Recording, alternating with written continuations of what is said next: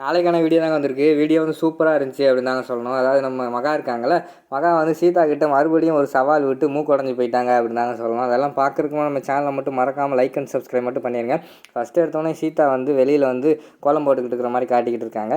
அந்த இடத்துல பக்கத்தில் மீராலாம் இருக்காங்க. அங்கிட்டுங்குள்ள அந்த இடத்துல வந்து வேகமாக வந்து நம்ம அஞ்சலி, சத்யா, பிரியாலாம் வராங்க.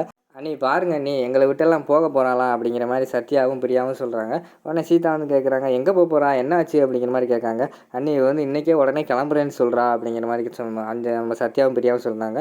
ஏன் அவ்வளோ சீக்கிரமாக கிளம்புறா அப்படிங்கிற மாதிரி வந்து நம்ம சீதா வந்து கேட்குறாங்க. உடனே அஞ்சலி வந்து சொல்கிறாங்க, இல்லை அவர் வந்து உடனே கிளம்பணும்னு சொல்கிறாரு அப்படிங்கிற மாதிரி வந்து அஞ்சலி சொல்கிறாங்க. அவருக்கு சாப்பாடு டீ எல்லாம் கொடுத்துட்டியா அப்படிங்கிற மாதிரி வந்து நம்ம சீதா கேட்காங்க.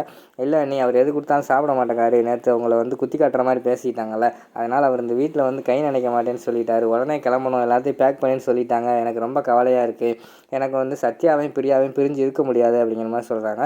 என்ன இருந்தாலும் நம்ம வந்து கல்யாணம் முடிச்சுட்டா ஹஸ்பண்டோட வீட்டுக்கு போய் தான் ஆகணும் அப்படிங்கிற மாதிரி வந்து மீரா சொல்கிறாங்க. இல்லை நீ எனக்கு ரொம்ப வருத்தமாக இருக்குது அப்படிங்கிற மாதிரி சொல்கிறாங்க. உடனே சீதா வந்து ஒரு ஐடியா சொல்கிறாங்க, நீ ஒன்றும் கவலைப்படாத, ஒரு 2 மாதம் மட்டும் நீ எப்படியாவது போய் அன்பு கூட இரு, அதுக்கப்புறம் வந்து அன்பு வந்து அமெரிக்கா போயிடுவார், அதுக்கடுத்து நீ வந்து இங்கே வந்து இரு, அதுக்கடுத்து நீ வந்து சத்யா பிரியா கூட வந்து காலேஜுக்கு போ, அதுக்கடுத்து உனக்கு லீவ் விடுவாங்கள்ல, பரிசு லீவு, அப்போ வந்து நீ திருப்பி உங்கள் மாமியார் வீட்டுக்கு போயிரு, அதுக்கடுத்து திருப்பி நீங்கள் வந்துடு, அதுக்கடுத்து உனக்கு அப்படியே பழகிரும், அந்த கேப்பில் வந்து உனக்கு நான் எல்லாமே சொல்லி கொடுத்துட்றேன், எங்கள் ஹஸ்பண்டுக்கிட்ட எப்படி இருக்கணும், உனக்கு எல்லாமே சமையல் எல்லா வேலையுமே நான் வந்து சொல்லி கொடுத்துருவேன், அதுக்கடுத்து வந்து நீ அமெரிக்காவுக்கு போயிரு அப்படிங்கிற மாதிரி சொல்கிறாங்க. அதுக்கடுத்து வந்து நம்ம அஞ்சலி வந்து சொல்கிறாங்க, அமெரிக்காக்கா என்னால் இங்கேயே போக முடியல, இவங்களை பிரிஞ்சு அங்கே எப்படி போகிறது அப்படிங்கிற மாதிரி சொல்கிறாங்க. உடனே மீரா வந்து சொல்கிறாங்க, எல்லாருமே கல்யாணம் முடிச்சுட்டு ஒவ்வொரு இடத்துக்கு போக தான் போகிறாங்க, அதனால் ஒன்றும் ஃபீல் பண்ணாத, ஹஸ்பண்டு கூட போய் வெளிநாட்டில் வாழ்கிறதெல்லாம் ஒரு சொர்க்கம் மாதிரி, நீ ஒன்றும் கவலைப்படாத, எல்லாம் நல்லதே நடக்கும் அப்படின்னு சொல்லிட்டு நம்ம அந்த இடத்துல வந்து சீதா வந்து கூப்பிட்டு போகிறாங்க. வா, உன்னை வந்து நான் வந்து உங்கள் அப்பா கிட்ட, அதாவது சேது அங்கிள் கிட்ட சொல்லிடுறேன், உன்னை பற்றி நான் சொல்லி அவனை அனுப்பி வைக்கிறேன் அப்படிங்கிற மாதிரி வந்து சீதா வந்து கூப்பிட்டு போகிறாங்க. போகிற வழியிலேருந்து மகா இருக்காங்க. மகா வந்தவொடனே நம்ம சீதா வந்து சொல்கிறாங்க, அஞ்சலி நீ போய் கிளம்பு, நான் பார்த்துக்கிறேன் அப்படின்னு சொல்லிட்டு பேச ஆரம்பிக்காங்க. உடனே முறைச்சி பார்க்காங்க, அதாவது மகா வந்து சீதா, என்ன முறைச்சி பார்க்க அப்படிங்கிற மாதிரி வந்து மகா கேட்குறாங்க. முறைச்சி பார்க்குறதுல ஒன்றும் தப்பு இல்லையே, நான் வந்து எல்லாத்துலேயும் ஜெயிச்சிருக்கேன், நான் முறைச்சி பார்க்குறேன், நீங்கள் தோத்தாங்கொல்லி அப்படிங்கிற மாதிரி சொல்கிறாங்க. யாரை பார்த்து தோத்தாங்கொல்லின்னு சொல்கிற அப்படிங்கிற மாதிரி மகா வந்து கோவப்படுறாங்க. ஆமாம், என்கிட்ட இது வரைக்கும் எத்தனை தடவை சவால் விட்டுருக்கீங்க சொல்லுங்கள், ஒரு 5 ஒரு 4, அது என்னது எனக்கே கணக்கே சொல்ல முடியல, அத்தனை வாட்டி சவால் விட்டுருக்கீங்க, எல்லாத்துலேயுமே நான் தான் ஜெயிச்சிருக்கேன், நீங்கள் ஒரு டைமாக ஜெயிச்சிருக்கீங்களா, அத்தனை வாட்டி நான் ஜெயிச்சிருக்கேன்ல, அதனால் நான் வந்து தெனாவட்டாக தான் இருப்பேன் அப்படிங்கிற மாதிரி வந்து சீதா சொல்கிறாங்க. உனக்கு அவ்வளோ திமிரு ஆகிப்போச்சா அப்படிங்கிற மாதிரி சொல்கிறாங்க. ஆமாம், உங்களை பார்த்தா உனக்கு டம்மி பீஸாக காமெடியாக தான் தெரியுது இப்போல்லாம் அப்படிங்கிற மாதிரி சீதா சொல்கிறாங்க. என்ன நினைக்கிறேன் என்னை பற்றி அப்படிங்கிற மாதிரி வந்து மகா கேட்காங்க.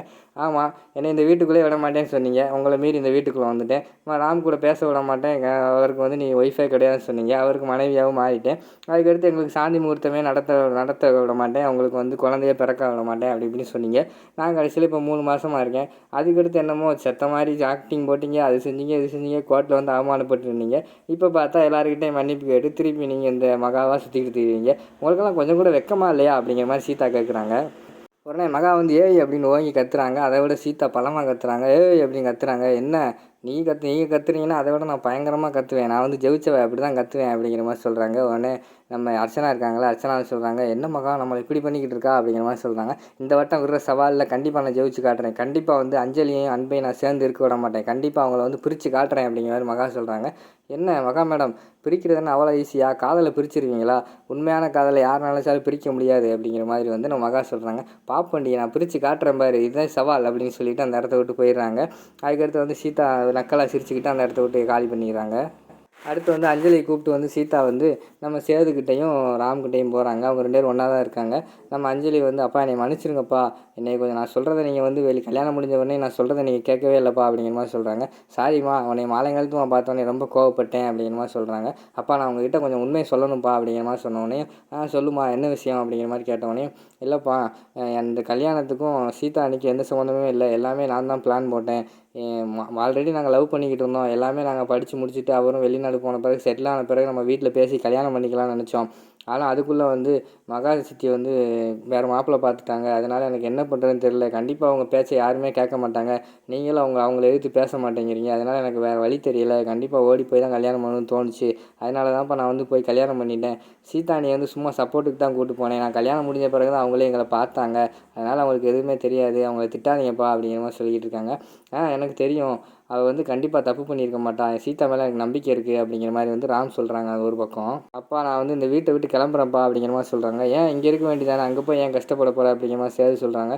இல்லைப்பா அவர் ரொம்ப இதாக இருக்கார், அதாவது பிடிவாதமாக இருக்கார், அதனால் நான் போய் தான் ஆகணும் அப்படிங்கிற மாதிரி சொல்கிறாங்க. நாங்கள் வேணால் பேசி பார்க்கோம் அப்படிங்கிற மாதிரி வந்து நம்ம ராம் சொல்கிறாங்க. உடனே சீதா வந்து சொல்லிடுறாங்க, இல்லை யார் சொன்னாலும் அவர் கேட்க மாட்டார், அவர் கொஞ்சம் கோபமாக வேறு இருக்கார், அதனால் வந்து நம்ம அஞ்சலி வந்து அவர் கூட அனுப்பி வைக்கிறது தான் நல்லது, அதான் முறைப்படி அதான் கரெக்டு அப்படிங்கிற மாதிரி வந்து நம்ம சீதா சொல்லிக்கிட்டு இருக்கிற மாதிரி காட்டிக்கிட்டு இருக்காங்க. அதோட பார்த்திங்கன்னா அந்த எபிசோடே வந்து முடிச்சிடுறாங்க.